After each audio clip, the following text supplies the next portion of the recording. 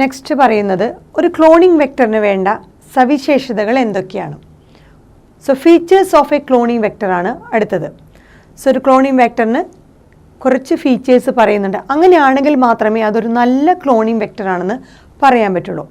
So നമ്മൾ മുമ്പ് ഏതൊക്കെ ക്ലോണിംഗ് വെക്ടറാണെന്ന് പഠിച്ചു. അപ്പോൾ ആ ക്ലോണിംഗ് വെക്ടർക്കുള്ള ക്വാളിറ്റീസ്, ഫീച്ചേഴ്സുകൾ എന്തൊക്കെയാണ് നോക്കാം. ആദ്യത്തെയാണ് ഒറിജിൻ ഓഫ് റെപ്ലിക്കേഷൻ അഥവാ ORI. സോ ORI അഥവാ ഒറിജിൻ ഓഫ് റെപ്ലിക്കേഷൻ എന്ന് പറഞ്ഞാൽ നമ്മൾ DNA റെപ്ലിക്കേഷനിൽ പഠിച്ചിട്ടുണ്ട്. DNA റെപ്ലിക്കേഷൻ സ്റ്റാർട്ട് ചെയ്യുന്ന, ഇനീഷ്യേറ്റ് ചെയ്യുന്ന ആ റീജിയനാണ് ORI. സോ അത് തന്നെയാണ് നമ്മുടെ ക്ലോണിംഗ് വെക്ടറിലും പറയുന്നത്. സോ ക്ലോണിംഗ് വെക്ടറിൽ അതുപോലെ റെപ്ലിക്കേഷൻ ഇനീഷ്യേറ്റ് ചെയ്യാനുള്ള, സ്റ്റാർട്ട് ചെയ്യാനുള്ള ഒരു റീജിയൻ ഉണ്ടായിരിക്കും.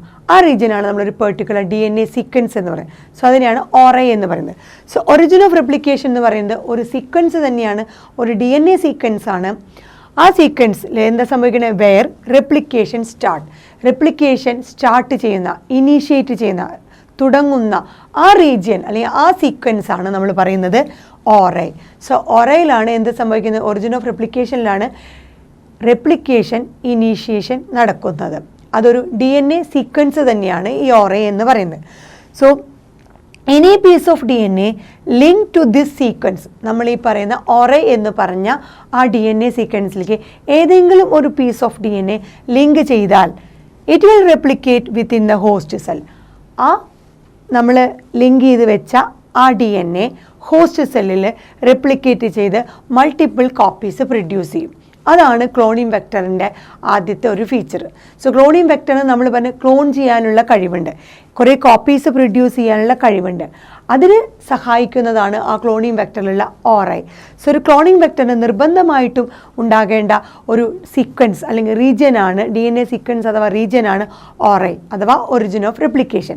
സോ ആ ORI അല്ലെങ്കിൽ ഒറിജിൻ ഓഫ് റെപ്ലിക്കേഷൻ എന്ന് പറഞ്ഞ DNA റീജിയൻ സീക്വൻസിൽ നമ്മൾ ഒരു പീസ് ഓഫ് DNA, ഏതെങ്കിലും ഒരു പെർട്ടിക്കുലർ സീക്വൻസുള്ള ഒരു പീസ് ഓഫ് DNA ലിങ്ക് ചെയ്ത് കഴിഞ്ഞാൽ, അറ്റാച്ച് ചെയ്ത് കഴിഞ്ഞാൽ ആ അറ്റാച്ച് ചെയ്ത DNAയുടെ കോപ്പീസ് ഹോസ്റ്റ് സെല്ലിൽ റെപ്ലിക്കേറ്റ് ചെയ്യാനായിട്ട് ഈ ORI ക്ലോണിംഗ് വെക്ടറിനെ സഹായിക്കും.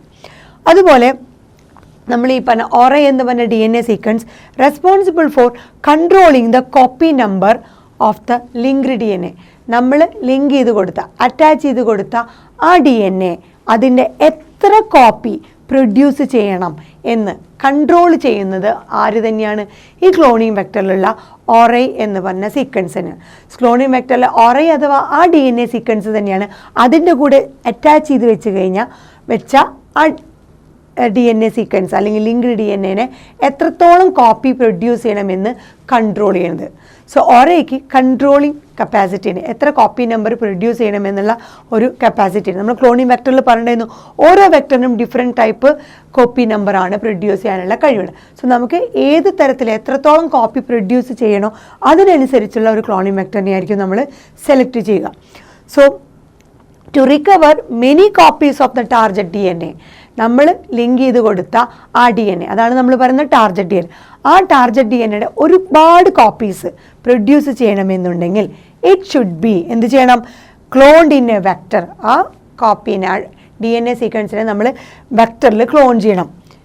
എങ്ങനത്തെ വെക്ടറിൽ? Whose origin support high copy number. ആ ORI ഒരുപാട് കോപ്പി നമ്പർ സപ്പോർട്ട് ചെയ്യുന്നുണ്ടെങ്കിൽ നമ്മൾ കൊടുത്ത ആ ടാർഗറ്റ് DNAയുടെ ഒരുപാട് കോപ്പീസ് പ്രൊഡ്യൂസ് ചെയ്യും. അതാണ് പറയുന്നത് to recover many copies of the target DNA. Target DNAയുടെ ഒരുപാട് കോപ്പീസ് പ്രൊഡ്യൂസ് ചെയ്യണമെങ്കിൽ നമ്മൾ എന്ത് ചെയ്യണം? ഇറ്റ് ഷുഡ് ബി, നമ്മൾ എന്ത് ചെയ്യണം? Cloned in a vector. എങ്ങനത്തെ വെക്ടറിൽ ക്ലോൺ ചെയ്യണം? ആ വെക്ടറിൻ്റെ പ്രത്യേകത ഹൂസ് ഒറിജിൻ, ആ വെക്ടറിലെ ക്ലോണിംഗ് വെക്ടറിൻ്റെ origin support high copy number. ആ ORI high copy number support ചെയ്യണം. സോ ഇതാണ് ഒരു ഒറിജിൻ ഓഫ് റെപ്ലിക്കേഷൻ എന്ന് പറഞ്ഞ ആ ക്ലോണിംഗ് വെക്ടറിൻ്റെ പ്രത്യേകത. സോ ഒരു ക്ലോണിംഗ് വെക്ടറിൽ വളരെ നിർബന്ധമായിട്ടും ഉണ്ടാവേണ്ട ഒരു DNA സീക്വൻസ് ആണ് ORI. ആ ORIയിലാണ് DNA റെപ്ലിക്കേഷൻ സ്റ്റാർട്ട് ചെയ്യുന്നത്.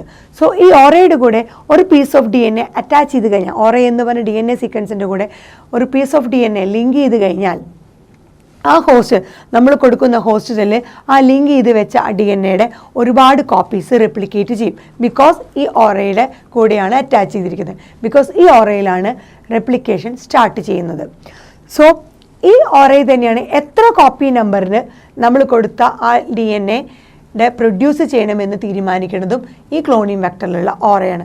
സോ നമുക്ക് ഒരുപാട് ഹൈ കോപ്പി നമ്പർ വേണമെന്നുണ്ടെങ്കിൽ, നമ്മൾ കൊടുക്കുന്ന ടാർഗറ്റ് DNA ഒരുപാട് കോപ്പി വേണമെന്നുണ്ടെങ്കിൽ നമ്മൾ അതുപോലത്തെ ഒരു ക്ലോണിംഗ് വെക്ടറിലായിരിക്കണം നമ്മൾ ഒരു പീസ് ഓഫ് DNA അറ്റാച്ച് ചെയ്തിരിക്കേണ്ടത്.